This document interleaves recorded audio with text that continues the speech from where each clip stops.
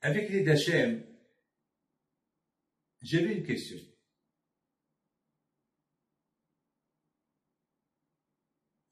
Où ils sont tous les gens qui sont convertis à l'époque d'Abraham Avinu? Où ils sont partis? Où ils sont partis? Et pourtant, il y a des centaines de milliers de personnes, ils sont partis. Où sont les gens qui se sont convertis à l'époque de Yitzhak Avinu? Où sont les gens qui se sont convertis à l'époque de Yaakov Avinu?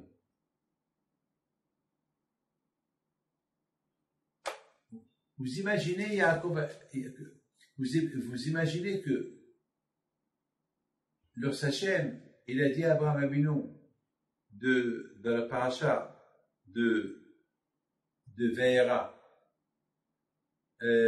pardon, la paracha de Vayar, lorsque Abraham Avinu, il a fait la Brit Mila, tous ceux qui étaient ses serviteurs, ses esclaves, ils ont fait aussi la Brit Mila. Tous ceux qui étaient, où ils sont? Yaakov Avinu, lorsqu'il a quitté Haran, il a quitté Haran avec 75 000 chiens. 75 000 chiens, des chiens bergers, pour s'occuper de ces troupeaux. Imaginez-vous combien de milliers de bergers il devait avoir. Alors, eux aussi, ils ont fait la Brit Mila. Alors, où ils sont?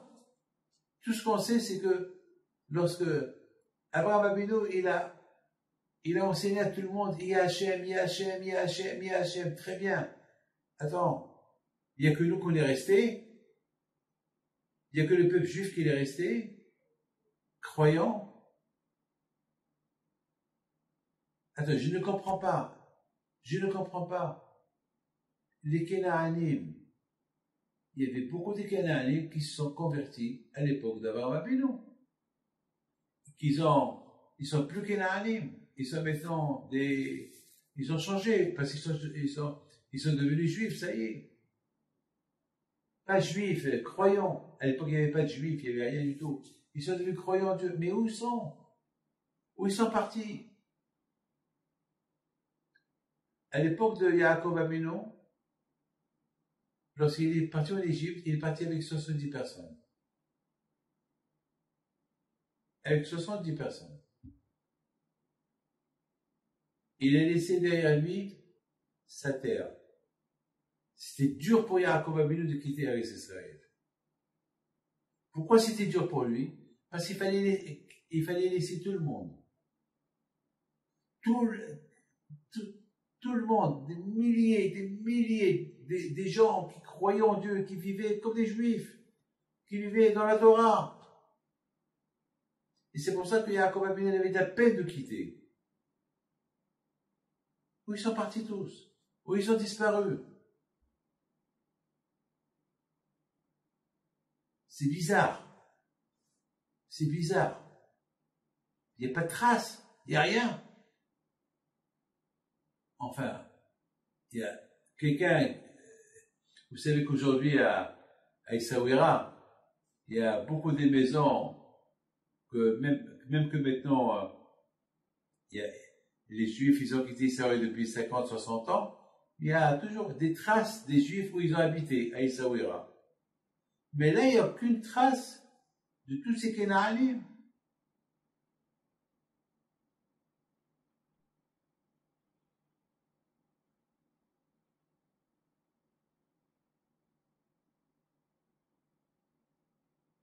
Il faut savoir une chose.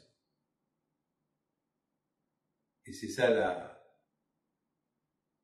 Noah. On a beaucoup critiqué Noah. On a dit que Noah, il n'a pas été trop sérieux. Pourquoi? Parce que Noah, quand même, c'était un homme qui parlait avec Hachem, c'était un homme qui avait une mission de sauver le monde deux options. Ou sauver le monde qui vivait avec lui avant le déluge, ou sauver le monde, une fois qu'il y a le déluge, tout le monde va mourir et c'est lui qui va, de lui, il va reconstruire le monde.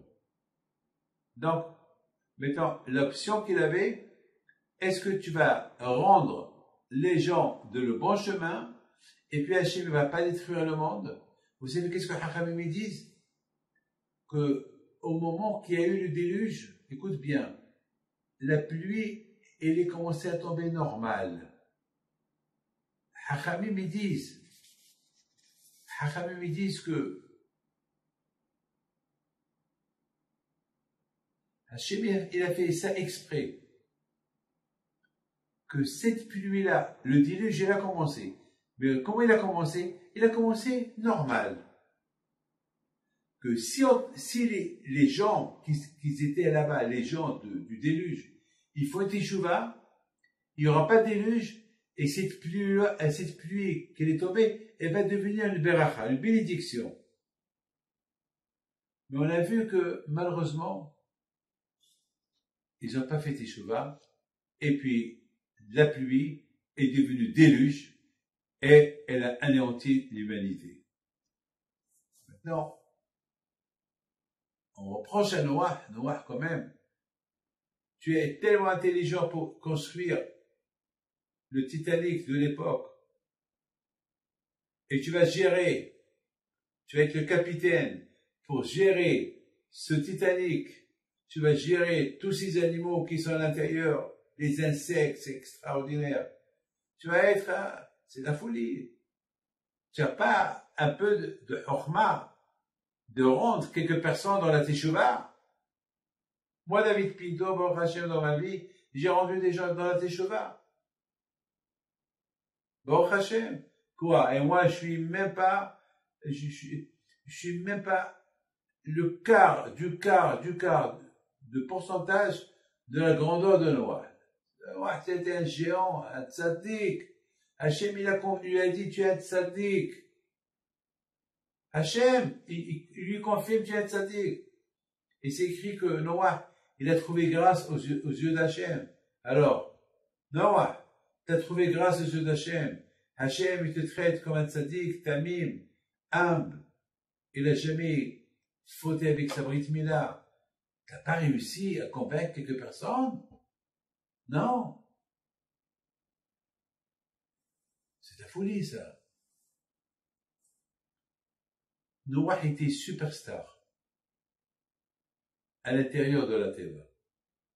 Il a géré la Teva avec Orma, avec intelligence. Pendant 1 an, il n'a pas dormi. Il s'occupait.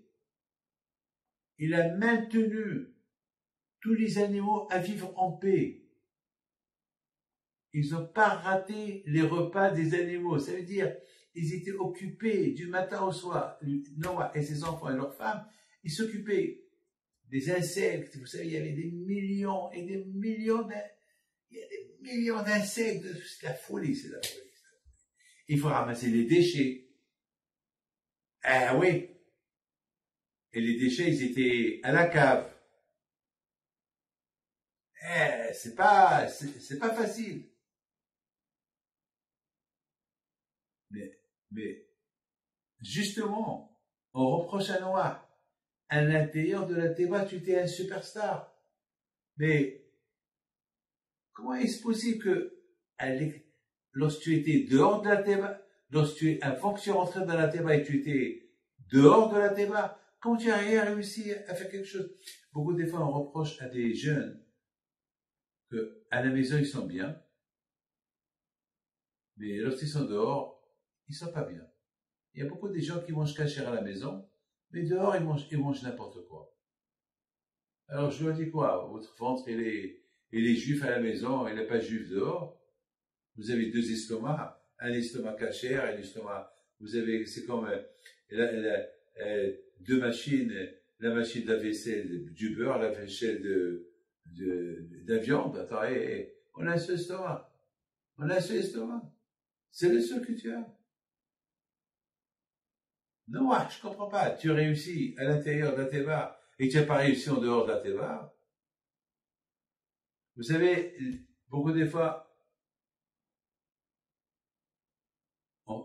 on met en garde les Baharim de la Yeshiva, que lorsqu'ils quittent la Yeshiva, il faut qu'ils se comportent comme qu'ils étaient à la Yeshiva.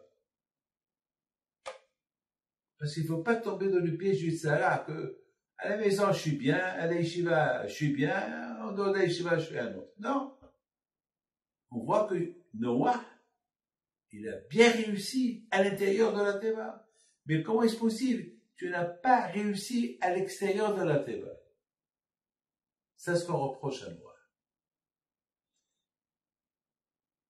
Abraham Abinu alav shalom, et effectivement, j'oublie de vous dire, après la destruction du monde, et Hachem il a dit à Abraham, bon maintenant, tu peux sortir de la Teva.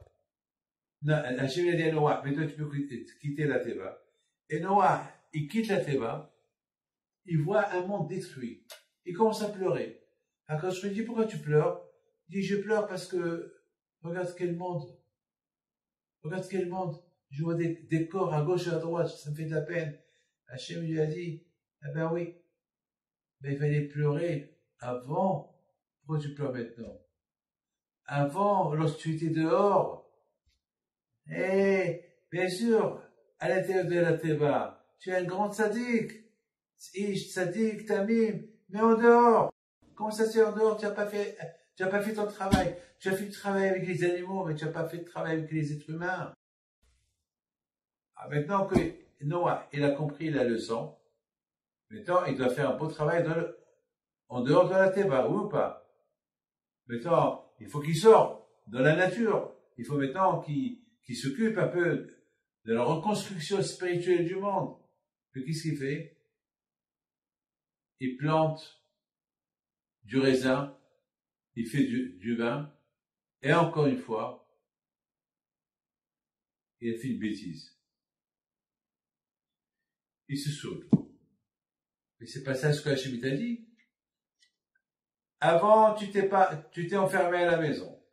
Tu n'as rien fait dehors. Et maintenant, tu sors de la maison et tu fais des bêtises dehors. Tu vois, c'est tout à fait le contraire de ce que je lui a demandé. Mais il y a une personne qui a compris la leçon. Abraham Abinu. Abraham Abinu. Donc finalement, mon fils, de Noah, on n'a rien appris. Les gens de l'époque de Noah, malheureusement, après le déluge, au lieu qu'ils prennent conscience du déluge qui s'est passé et que Hachem il a nettoyé le monde, ils ont encore une fois commencé à faire des bêtises. Ils ont construit une tour pour aller faire la guerre contre Dieu. Et dire à Hachem, on n'a pas besoin de toi. On peut s'arranger. Nous-mêmes. Merci pour le monde que tu as fait. On peut se reposer. On peut faire ce qu'on veut. C'est pas logique. C'est pas logique. Et Noah, il n'a rien fait. Parce que Noah était plus exemplaire. Il n'était pas exemplaire avant le déluge. Il n'était pas exemplaire après le déluge. Donc, il n'a pas laissé aucun souvenir. Le souvenir qu'il a laissé, c'est un souvenir de destruction. Mais il a sauvé le monde. Mais, malheureusement, tandis qu'Abraham Avinu alav shalom, Akadosh Baruch Hu, il aimait, comme c'est écrit dans la paracha. Pourquoi il aimait? Parce qu'Hachem, il savait qu'Abraham n'était pas pour lui. Il était pour tout le monde. Il enseignait à tout le monde. Et surtout, Hachem, il a dit, si avec tout le monde, s'il s'occupe de tout le monde pour les mettre dans le bon chemin, la plus forte raison, ses propres enfants, il va les mettre encore plus dans le bon chemin. Donc Hachem, il a aimé Abraham par rapport à ce que Abraham, il va enseigner à ses enfants. Bon, Hachem, jusqu'à maintenant, on est là. Jusqu'à maintenant, on est là. Grâce à qui? C'est grâce à Abraham Abinu. Grâce à Abraham Abinu. Abraham Abinu alav shalom. Tout à l'heure, on a posé une belle question. On a dit, où sont tous les gens qui se sont convertis avec Abraham, Isaac, Yaakov? Où ils sont? On ne les voit plus. C'est vrai, on ne les voit plus. Mais ce que Abraham Abinu, l'impact qu'il a laissé dans le monde, on le voit aujourd'hui. Il a laissé l'impact du Hesed, il a laissé l'impact de la gentillesse, et jusqu'à maintenant, le monde entier, il se sert de cet impact-là. Israël, à ses enfants, il leur a laissé l'impact d'aimer Hachem et la Torah. Mais pour le monde entier, il a laissé un impact. Vous savez, jamais j'oublierai, beaucoup des fois,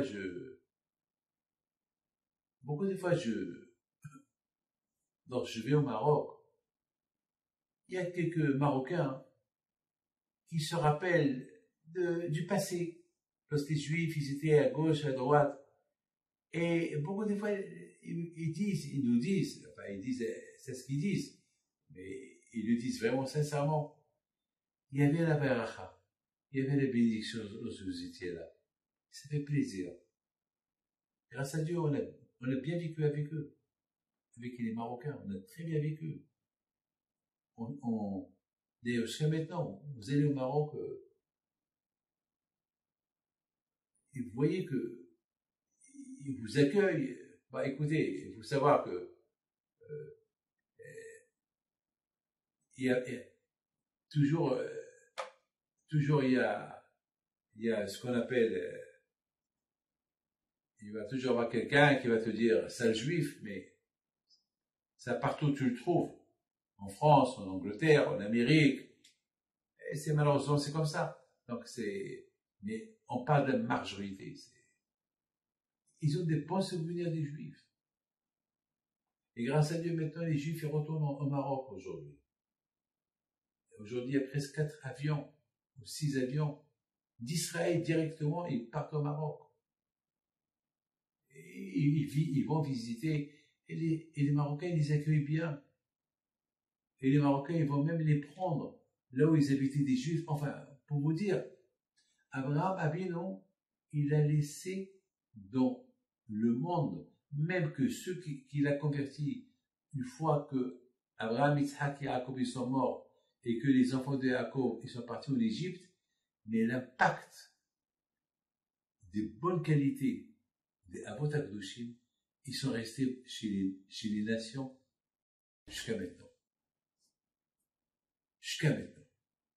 Donc, il est resté encore quelque chose d'Abraham Abinu. Il est resté encore quelque chose. C'est pas tout a disparu. Il est resté quelque chose. Quelque chose, il est resté. Quelque chose, il est resté. Maintenant, il nous reste la dernière question.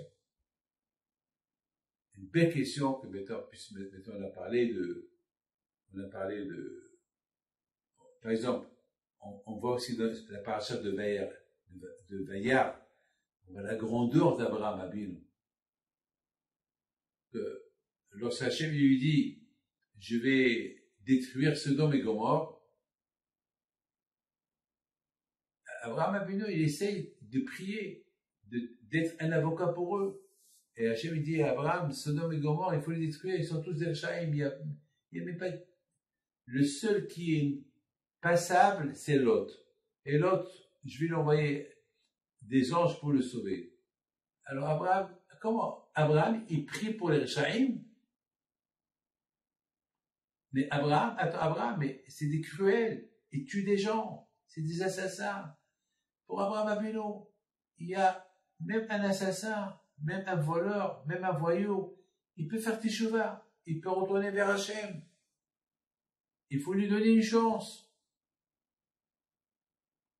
Abraham, j'ai vu dans des livres qui disent, Abraham Abinu, il n'a pas prié à Hachem lorsque Hachem lui a annoncé que ses enfants ils vont être des esclaves dans un pays, il n'a pas prié. Pourquoi Abraham il n'a pas prié pour Hachem, je t'en prie. Il ne faut pas les faire s'offenser. Mais pour des Shaim, il prie. De là, on voit qu'Abraham a bien à Shalom. En ce qui concerne Am Israël, ils sont très mains d'Hachem. C'est pas peine de prier. Maintenant, c'est ceux-là qui sont Shaim. que maintenant ils vont sortir des mains d'Hachem, il a prié pour eux. Abraham Avinu, il était le bon cœur qu'il avait. Donc, le monde entier, il sait qu'Abraham Avinu priait pour des Shaim. Donc, il a laissé, Abraham, ils ont laissé des souvenirs. Alors, pourquoi ils ne sont pas restés? Pourquoi ils ne sont pas convertis? Vous savez pourquoi? Non. Pourquoi ils ne sont pas restés dans leur conversion? Parce qu'ils n'ont pas voulu aller en Égypte. Pour aller à Haran, ils sont partis. Mais ils ont dit, aller en Égypte, après on va être là-bas des esclaves. Ah non, c'est trop pour nous tout ça. On va rester des bons juifs. Pas des juifs, non. Des bons croyants. Là où on est. Mais si vous n'êtes pas avec le rabbin, même si tu es croyant, tu tombes. Parce que tu as besoin d'un madrir. Tu as besoin d'un guide. C'est pour ça, tous ces gens qui ont fait des chouvas avec Abraham Avinu, ils ont disparu. Ils savaient que Abraham Avinu, maintenant il va aller en Égypte, c'est l'esclavage, c'est la souffrance, et c'est trop pour nous. Ah non, Abraham, voilà, on t'adore. C'est vrai, à Yitzhak, à Yaakov, on vous adore, mais on ne peut pas aller en Égypte avec vous. Alors, Yaakov, il a dû leur dire, mais pourquoi vos parents, ils ont suivi Abraham, mon grand-père, à Haran? Alors, ils auraient répondu, oui, parce que Haran, c'était Hachem, il avait promis à Abraham des bonnes choses, alors, mais maintenant, l'Égypte, c'est pas, ça veut dire pour être juif, il faut s'attendre à souffrir. C'est pas facile d'être juif. C'est pas facile. La preuve, voilà, tous ces gens-là, qui ont fait Teshuvah avec Abraham, Isaac et Yaakov, ils n'étaient pas prêts pour aller en Égypte. Parce qu'ils veulent bien vivre. Mais 100%, ils se sont dit, on va continuer notre judaïsme ici, mais non, ça marche pas. On va essayer des rabbins. Oui, mais il n'y a aucun rabbin, aucun leader. Vous savez, il y avait une fois, mais c'est pour ça dans la paracha de Lech Lecha, quand je dit à Abraham Avinu, Lech Lecha me'artzecha, mimolatecha, ou mibet avecha. Le contraire. Hachem aurait dû lui dire, Lech Lecha mibetecha, mimolatecha, ou me'artzecha. Déjà, il y a la maison, la ville et la terre.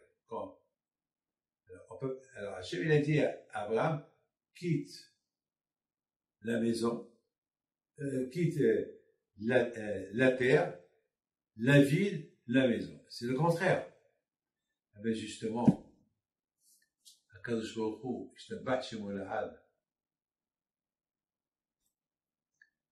il a voulu mettre l'épreuve encore plus fort. Parce que Hachem lui aurait dit à Abraham Avinu, quitte la maison. C'est facile de quitter la maison. S'il lui dit, quitte ta ville, oh, c'est facile, je suis dans mon pays. Mais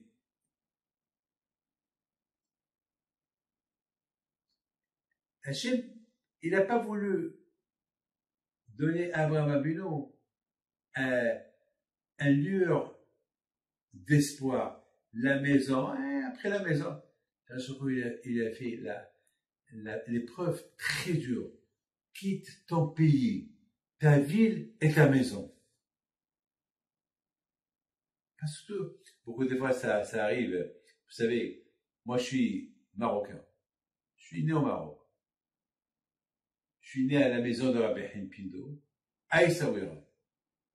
Si on me dit de quitter la maison de Rabbi Haim Pindo, ben je suis content, je suis à Essaouira. Je passe de temps en temps, je vois la maison. Si on me dit de quitter Essaouira, ben je vais dire, bon, je vais aller à Casablanca, je suis toujours au Maroc, c'est pas grave. Mais lorsqu'on me dit, quitte ton pays, la ville, la maison, ça veut dire, l'épreuve, elle est grande, elle est très grande. C'est-à-dire, Hachem, il a laissé aucun espoir à Abraham de rester ici. Donc, et Baruch Hachem, de cette épreuve qu'Abraham a surmontée, il est sorti grand. À la place de Haran, sa maison, son pays et sa ville et sa maison, ben, il a reçu toute Eretz Israël dans un plateau. Un qui surmonte une épreuve, il sort gagnant. Il ne sort pas perdant. Et c'est ça. Et Baruch Hashem, jusqu'à maintenant, le monde en profite jusqu'à maintenant. De quoi? Vous savez de quoi? Eh ben, des midot tovot qu'Abraham Avinu, il a ancré dans le monde. Mais ils avaient besoin de la Torah. S'ils auraient fait un effort de suivre Yaakov Avinu, eh ben, la situation aurait été différente. Et ils se sont dit qu'on peut s'arranger. On ne peut pas s'arranger sans le rabbin. On ne peut pas s'arranger sans mikvé, sans synagogue, sans communauté. C'est impossible. Et malheureusement, ils ont cru qu'ils allaient réussir tout seuls. Ils ont échoué. Ça, c'est une leçon, une grande leçon pour des gens aujourd'hui, malheureusement, qui veulent habiter dans une belle villa, et en dehors de la ville. C'est vrai, ils ont une belle villa, ils ont un terrain, une piscine, mais il n'y a pas la communauté. Il n'y a pas la synagogue, il n'y a pas le kasher, il n'y a pas le mikvé. C'est vrai, c'est une belle maison, il n'y a pas de rabbin. Alors, à la fin, ce sera la fin. La fin de la famille. Voilà, c'est tout. Hein. Il faut toujours chercher à être à côté du rabbin. Toujours chercher à être à côté de rabbin. Voilà, Be'ezat Hashem, qu'on réussit à continuer dans la Torah, à Shamaïm. Là, je vous ai parlé plus ou moins autour de ces épreuves d'Abraham, combien ces épreuves ils ont apporté à Abraham Avinu beaucoup de biens, beaucoup de bénéfices pour lui et sa famille. Et jusqu'à maintenant, on en profite de toutes les leçons qu'on peut apprendre de lui. Hachem nous protège, nous donne la santé, bracha v'atzlaha.